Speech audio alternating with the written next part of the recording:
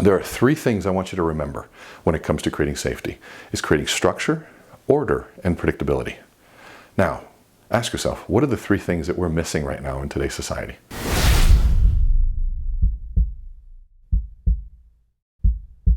All right, so now, as we get back to execution, ideas to execution, I sat and I thought, how am I going to talk about the brain? Can I get a model? Can I get a 3D render? I thought, you know what? Let me just use this and my whiteboard. And as you can see, this is a beautiful drawing of the human brain. Now, do I need to say that this is not to scale, or is it perfectly anatomically correct? I hope I don't need to say that. This is for an understanding, a concept, a metaphor, if you will.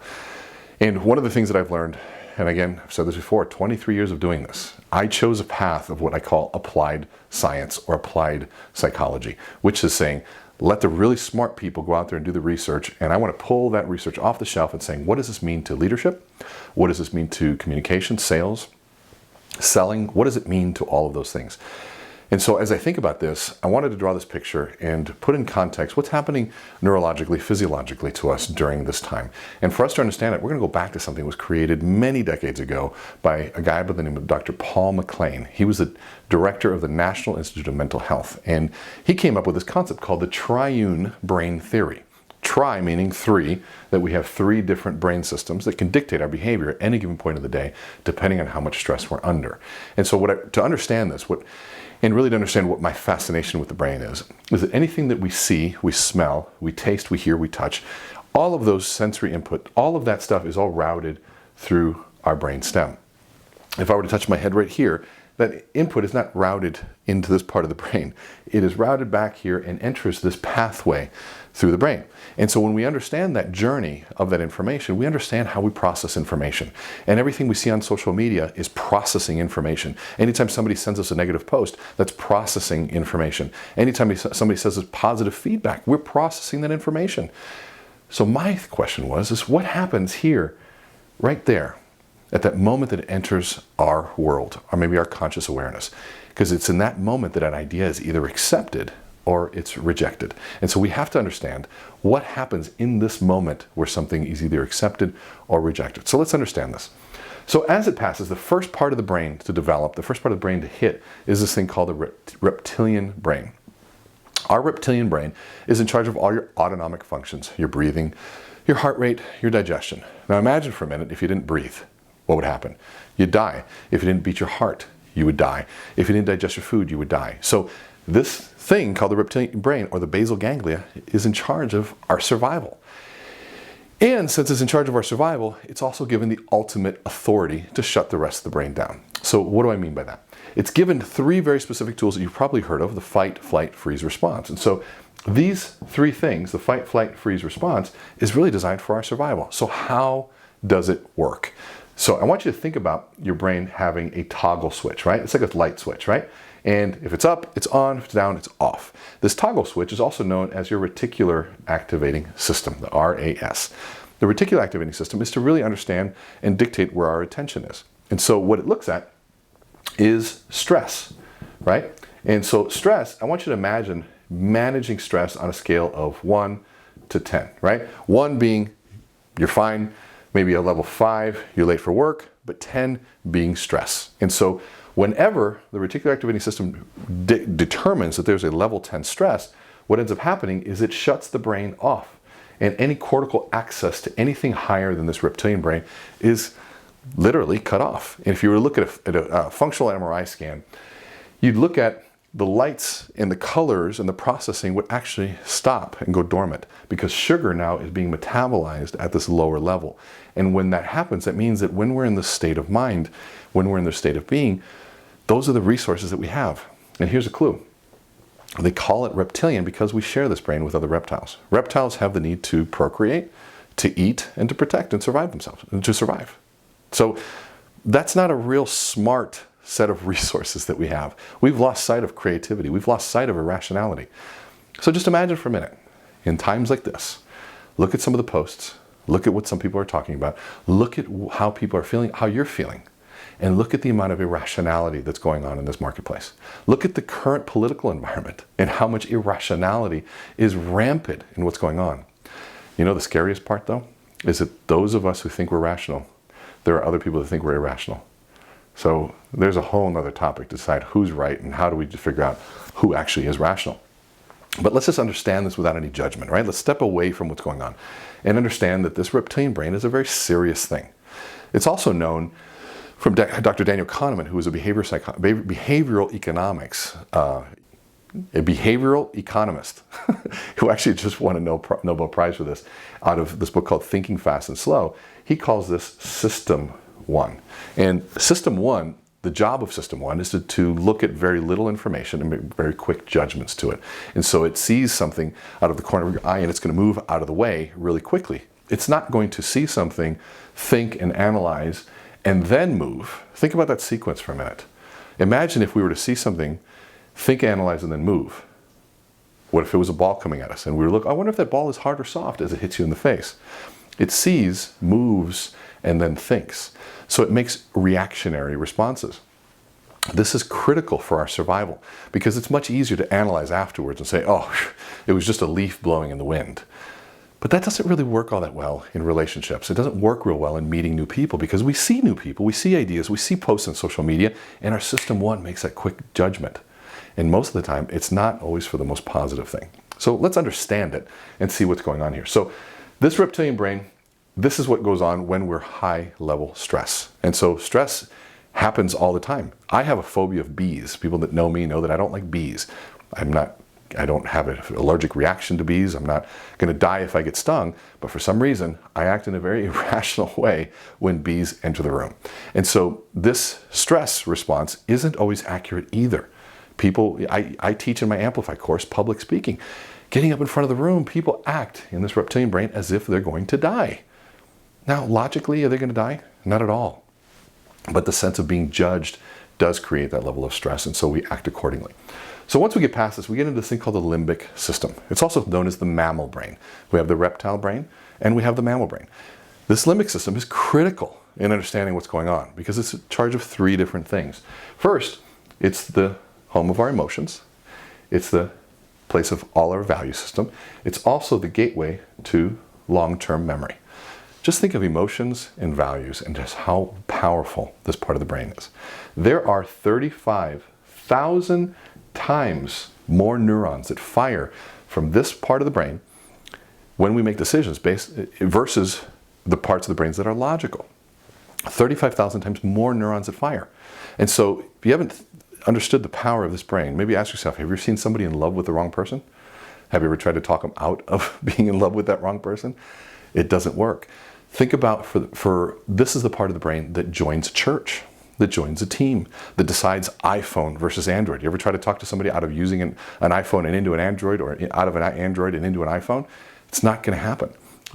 Try to talk somebody out of their church and you'll watch this reptilian brain come up and fight you in sometimes even an irrational way. But this is protecting what we hold dear, which is our values.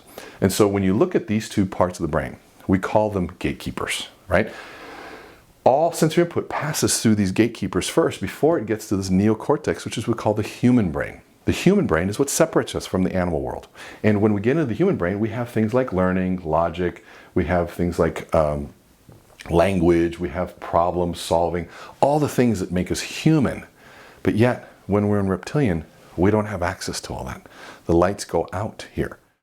And so when we think about all three of these systems and how they work together, there's a fourth one here, which I'm going to talk about in a minute. It's called the prefrontal lobe. In fact, we'll just cover that real quick. The prefrontal lobe is also known as the CEO of the brain because it's in charge of all future actions. This is a little part right here on the neocortex. It's actually the last part of the brain to develop. Doesn't fully develop till age 25. So why is that important? Well, first of all, think about this. How old do you have to be before you rent a car? You got to be 25. How old, what happens to men, boys, when they reach the age of 25 to car insurance rates? We all know that it goes down because they know through actuarial data that for some reason we just make better decisions after that age of 25. And so, but why is that important now? This is a job of leaders, parents, anybody leading an organization to understand that there are those that are really looking for this leadership. They're not able to foresee the fact that this is what might happen. This is another way of thinking of this prefrontal lobe is called it's called a future simulator. I'll give you an example. Let's pretend that Ben & Jerry's just came out with a new ice cream. It's called liver and onions. Would you want to try it? Now, if you're like me, you had already a visceral response of imagining liver and onions as you're eating this gross, disgusting ice cream, but yet you didn't have it. How did your brain do that? It is a future simulator. It simulates you going through that process, takes from your past experiences, mixes all those ingredients and the smells together to put them together in an ice cream flavor, and you can imagine yourself having it. Now that is kind of a critical function to have in the brain. That's why as we get older, we're able to foresee stupid activity leads to stupid results, right? But when we're younger, we don't realize that stupid activity may lead to things that we regret in the future. Now, think about this as well. We don't have to be under 25 to have a dysfunction or a malfunction here. We just have to be under a lot of stress. And when we're under a lot of stress, sometimes we lose sight of what's happening in the future. We get caught up in the here and now and we don't look forward. Or maybe the filter by which we look forward might be tainted by the fear and our past experience. My mother grew up in Cuba, lived in 5 countries all before the age of 25. Was in Germany right after the Holocaust and watched cities leveled. She was in Cuba before and after the Cuban Revolution. She was in Panama during the Panama Canal crisis. She was in Haiti, on the border of Haiti and Dominican Republic as a nun. Thank God she's not a nun anymore, for my sake. During the guerrilla warfare, and was in Las Vegas during the A-bomb testing. This was all before the age of 25. And so you can imagine when things like this happen, where my mother goes. And these conversations that we have, she says, are you buying toilet paper? Are you getting with it? Because she has been through scenarios where that has happened. And thank goodness, right, we can have a rational conversation and we can look forward that today is a little bit different, right? Buying toilet paper, I went to the aisle yesterday, literally, or it was just like 3 days ago. And toilet paper was all gone, but Kleenex right next to it was all there. They do the same thing virtually, right? Just it's paper for your nose or for your butt. But for some reason, this is where people fell into. We might even do a whole segment on groupthink, which is really an important thing to understand in this topic, but I don't want to digress on that. So as we think about this journey of stimulus going through the brain, remember that it follows this pattern. And if you ever hear me in Amplify talk about speak from the heart, but in sequence, this is the sequence that we're talking about. And so here's the good news. Each one of these brains asks a question. It's in essence a test. And the good news is it's only one question that you have to answer. And so as we think about it, I want you to think about this reptilian brain as being what we call a closed loop system. It doesn't need permission from anyone to beat their heart or digest their food. It just does that. You can be mad at me, but I'm still going to breathe. It doesn't require a relationship for me to continue doing these functions in my body. And therefore it asks a question that's kind of selfish. It says, am I safe? Right? Am I safe? So what does safe mean? Safe in this perspective doesn't always mean physical safety, but it does. It's designed for physical safety. Remember, it's determined by the amount of stress, but it also means emotional safety. It also means, am I saving face? Am I going to be humiliated? Safety is about managing the unknown. And so there are 3 things I want you to remember when it comes to creating safety. It's creating structure, order, and predictability. Now, ask yourself, what are the 3 things that we're missing right now in today's society? Structure, order, predictability. Where is this next, are we going to run out of food? What's going to happen in the marketplace? What's happening to interest rates?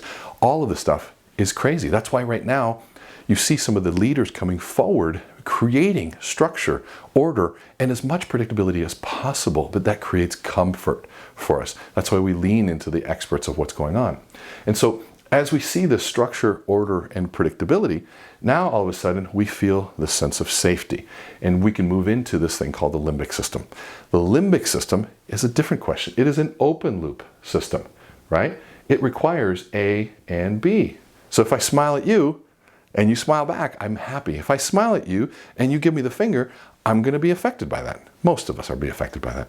So the way we interact in the world, it is about us. This is about me. This is about us now. That's why it's closed loop. So think about how mammals are versus reptiles. Reptiles are on their own. They don't bond. Mammals travel in packs, in herds. They come together in communities and they work together to protect themselves because their brain is more advanced. They realize they will last longer by being together in groups. And so now all of a sudden this brain asks the question of, do you care about me? So it's about us. Do you care about me? This is about me. Am I safe? This is about us. The next part here is the neocortex. This is the human brain. This is what separates us from the animal world. And so as we're thinking about this, the question that it asks isn't about safety, isn't about caring. Is it interesting? Right? That says interesting, I promise you. Is it interesting? Is it catching my engagement? Is it something that's catching my attention? And so I don't want to focus too much on this part right now. I have other videos that are going to be coming out that are going into detail on each one of these things. I want to focus on these two right here. This one here is about understanding how to make something engaging. Using video is a much more engaging format. And if I put a little animation here, I don't know, Tristan, can you do a little, like that? There you go, right there, a little animation there. It makes it a little bit more engaging. And so once we do this and we catch people's attention, now we can have the discussion and we can debate, we can do things. And so now, this last part of the brain, the prefrontal lobe, last part to develop, asks a very different question. It asks the question of, is this inspiring, right? Is this inspiring? And so what does inspiration mean? Does my future action correlate to my value system? Because there is a cortical connection between this prefrontal lobe and the limbic system to say, if something is connected to my values, I will act forward on it. But now here's the tough part. If we're in reptilian, none of this matters. You have good people doing stupid things. You have very smart people doing stupid things, honest people lying, because we've lost touch of what our values are. So as leaders, we need to understand that this is how it works and follow this model of creating safety first, physical safety first. Now think about the amount of people fearful of their physical safety in a time like this. No wonder there's irrationality. Once we create physical safety and we think of things like social distancing and travel bans, it sucks for business. I'm doing this in my home and not on an event. I'm hoping people are going to even watch this thing. It sucks, but it is for our safety. Now, once we understand that, how do we connect with one another? This is a great way for us to connect. All the Facebook Lives that people are doing, people getting on and having conversations, FaceTiming, all of that, checking in on one another, all fantastic things that can happen so that now we can do it and we're going to be challenged. How do we make this more interesting? One of my best friends growing up just called me. He's a drum instructor, plays Latin drums, and he said, hey, it seems that I'll have some time to do some FaceTime lessons. I've been trying to get on his calendar for years and he's been so busy. And he said, magically I'm open now because he can't travel. And we started laughing about it, but this is going to require him to be much more engaging via camera playing a musical instrument. It's going to require all of us to innovate, to be different, to really challenge ourselves in who we are. And here's the thing. Some of us are more fortunate right now to have access to other forms of income, to other forms of adding value. If you are a business leader and you have that creative energy, that entrepreneurial spirit, if you have money, look for those that need the help. See if you can find ways for them to hire them. If you have ideas for others, put that kind of content out there. So if I'm out there and I don't know where to go, I can watch and listen and create some creative ideas, sparking new things. And so as we think about all of this, I want you to remember structure, order, predictability.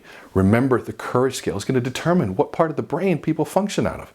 And if you want people to listen to you, if you want people to hear you, you need to really ask yourself all of the elements of what you're communicating, how you're leading, and is it adding to the equation or detracting from it?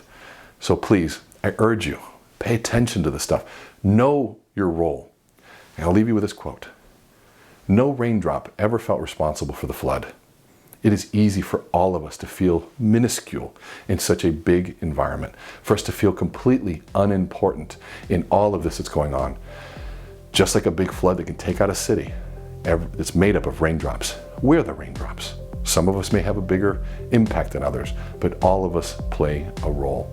So remember, no raindrop ever felt responsible for the flood, but do know your value, do know that you contribute, and please, by all means, do everything you can to keep this above the line. Thank you.